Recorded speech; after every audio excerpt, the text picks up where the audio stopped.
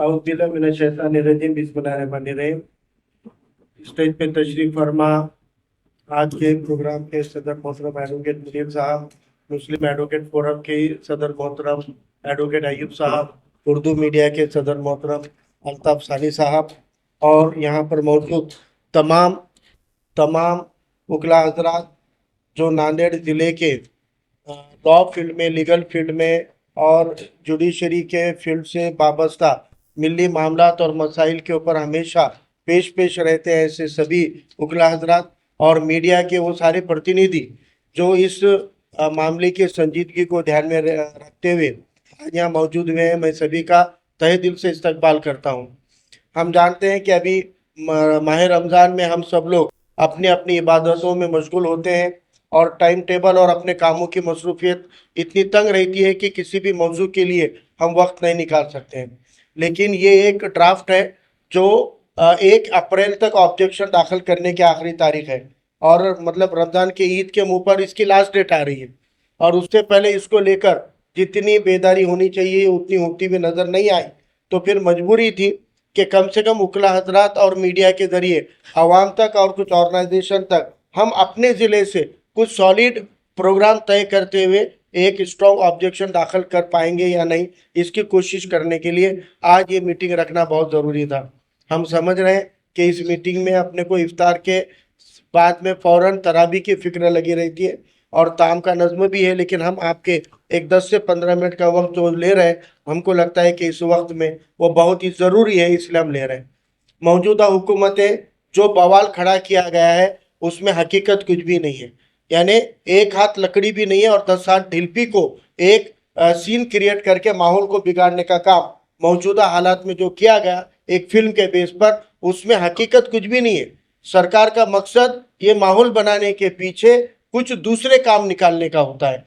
जब मुल्क में माहौल ऐसा बना दिया जाता है, दंगों की जैसी सूरत बनाई जाती है, तब पार्लियामेंट के अंदर और असेंबली के अंदर क्या कानून पास हो रहे इस पर किसी की तवज्जो नहीं लगती। मैं बताऊं कि बाबरी मस्जिद की शहादत के जब पूरा मुल्क दंगों में पनप रहा था, उस वक्त प्राइवेटाइजेशन के जैसा, ग्लोबलाइजेशन के जैसे काले कानून पास करने का काम उस गवर्नमेंट ने किया था। आज ये माहौल महाराष्ट्र में दंगों की सूरत हाल बनाई गई है और ये बनाकर ये दिखाया जाएगा कि अब हमको नकेल कसनी है कुछ लोगों की और उनको ठेचने के लिए हमको कड़क कानून की जरूरत है। बताया जा रहा है कि नक्सलवाद को और अर्बन नक्सल को दबाने के लिए हम कानून ला रहे हैं, लेकिन ये कानून के ड्राफ्ट की कॉपी मेरे हाथ में, इसकी दोनों भी मराठी और इंग्लिश की ड्राफ्ट की कॉपी है 18 पेजेस की। ये हम दोनों भी एडवोकेट्स के पास, एडवोकेट बिलाल जफर साहब के पास भी हम व्हाट्सएप पे आपको अवेलेबल कराते हैं। इन 18 पेज के ड्राफ्ट में सिंगल वर्ड नक्सलिज्म का नहीं है। जो नक्सलवाद और अर्बन नक्सल के लिए कानून ला रहे, ये पूरे ड्राफ्ट के अंदर एक शब्द भी नक्सल का नहीं है। किसी प्रोविजन में, किसी क्लॉज में नक्सल का एक शब्द भी नहीं है। एक कानून से इसको कंपेयर कर सकते हैं, बहुत डिटेल में नहीं जाते हुए, खाली एक ही कानून के ऊपर हम इसका मैं मुख्तसर में, क्योंकि माहिर कानून यहाँ बैठे हुए हैं, ये लोग और तफसील में चीज़ें बताएंगे, मैं खाली आपको एक ही कानून के साथ में इसका कंपैरिजन देना चाह रहा हूँ। एक कानून आया था जिसको महात्मा गांधी ने काला कानून कहा था और वो कानून था रॉलेट एक्ट 1919। रॉलेट एक्ट 1919 जो था वो आज़ादी की जंग को कुचलने के लिए बनाया गया था और वो गोरे अंग्रेजों ने बनाए वाले कानून की ही कॉपी ये काले अंग्रेजों ने बनाया वाला काला कानून है।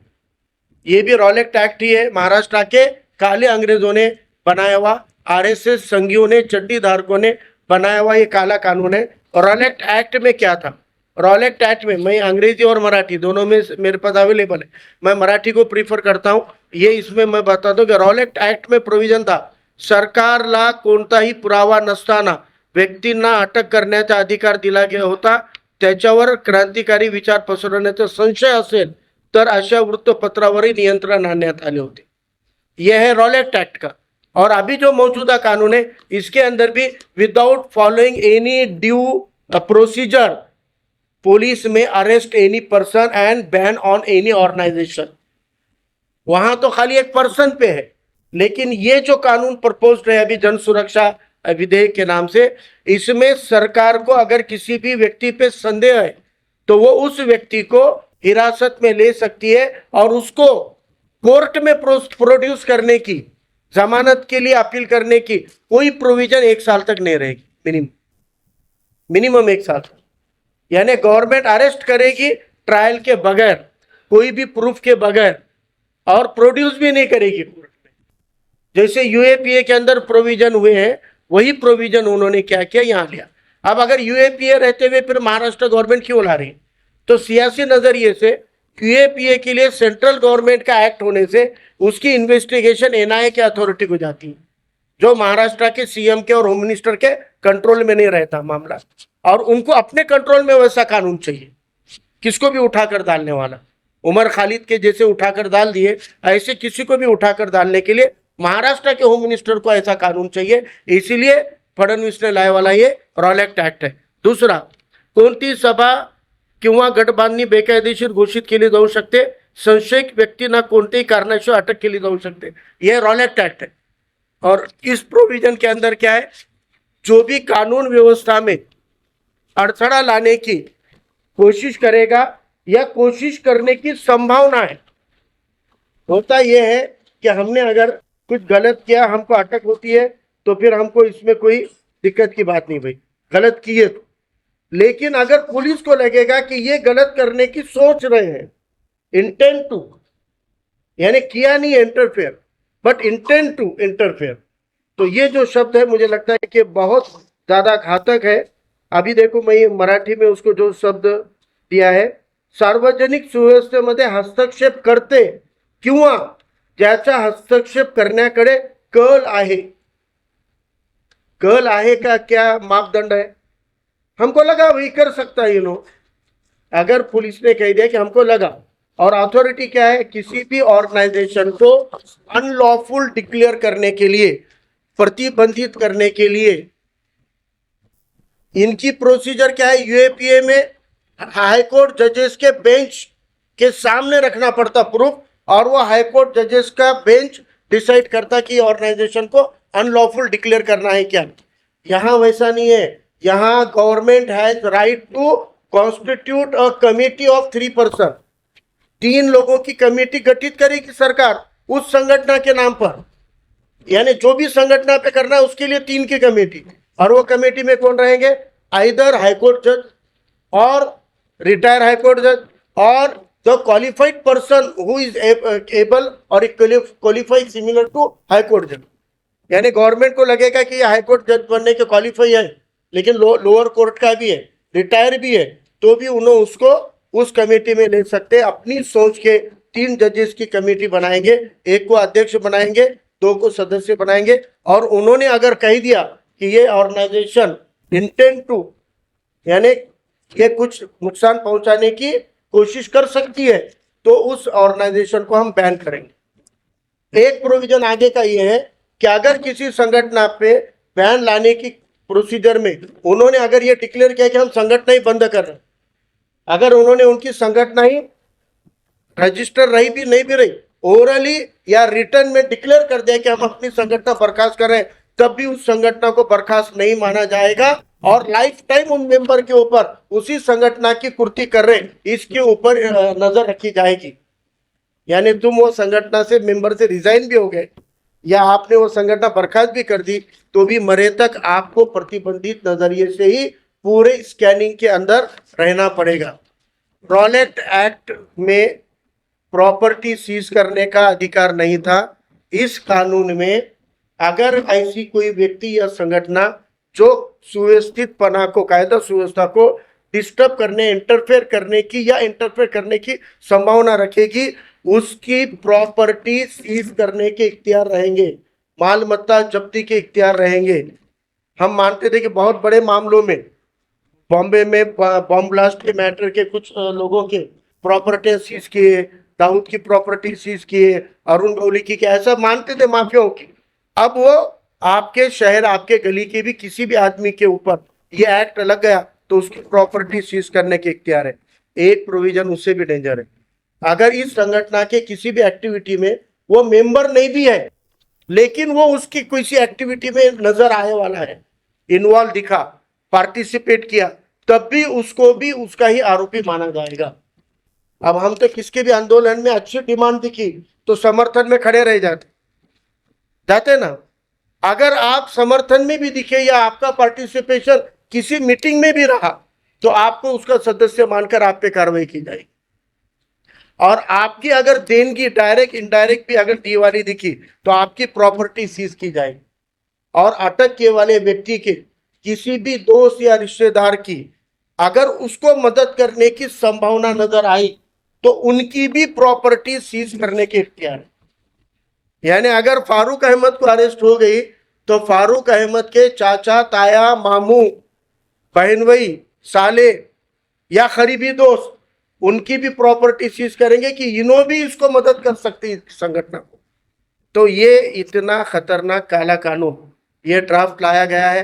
फडणवीस ने कहा था 3 महीने में ऑब्जेक्शन लेंगे, 1 अप्रैल आखिरी तारीख है और जुलाई के सेशन में वो इसको पास कर रहे हैं। रॉलेट एक्ट का एक ही परिणाम मैं आपको खाली याद दिला के जगह लेता हूँ।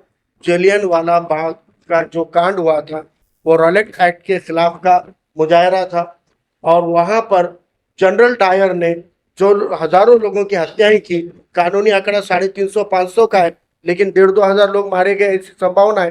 तो वो जलियनवाला बाग की जैसी घटनाएं घटाने के लिए हम काले कानून लाएंगे, हम जुल्म करेंगे, हम तुमको उठाकर डालेंगे, तुम्हारा एहतजाज का इख्तियार भी खत्म कर देंगे, ये कहने वाला ये कानून है।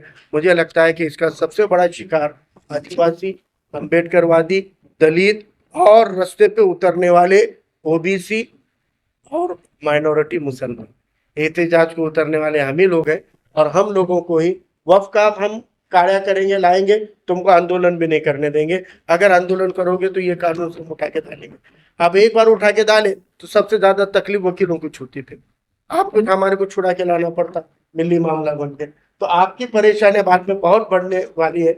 असेंबली में जो नुमाइंदे गए हैं, अगर अपन जाते तो चिल्ला पुकार करते, लेकिन अब जो चले गए उनमें हमारे लिए कौन बोल सकते, उन लोगों को खड़ा करना पड़ेगा कि असेंबली में अगर आपने ये कानून को पास किए तो हम आपको संविधान के, लोकशाही के दुश्मन मानेंगे और आपके खिलाफ प्रोपेगेंडा करेंगे। अगर लोक प्रतिनिधियों का नाक नहीं दबाएंगे तो ये कानून बनने में कोई नहीं रोक सकेगा। मुझे आप मुस्लिम एडवोकेट से एक तवक्को है कि जितनी स्ट्रॉन्ग ऑर्गेनाइजेशन नांदेड़ में है, एनजीओ है और जो संस्थाएं हैं, वो चाहे एजुकेशन सोसाइटी रहने दो या एक आधी रजिस्टर्ड मस्जिद कमेटी रहने दो, हर एक को आप एक ऑब्जेक्शन का ड्राफ्ट बनाकर उनके जरिए, उनके ईमेल से भी और पोस्टल भी वो पहुंचाने के लिए मुस्लिम एडवोकेट फोरम ने थोड़ा इनिशिएटिव लेना चाहिए। ऐसी मैं विनती करता हूं और अपनी जगह लेता हूं।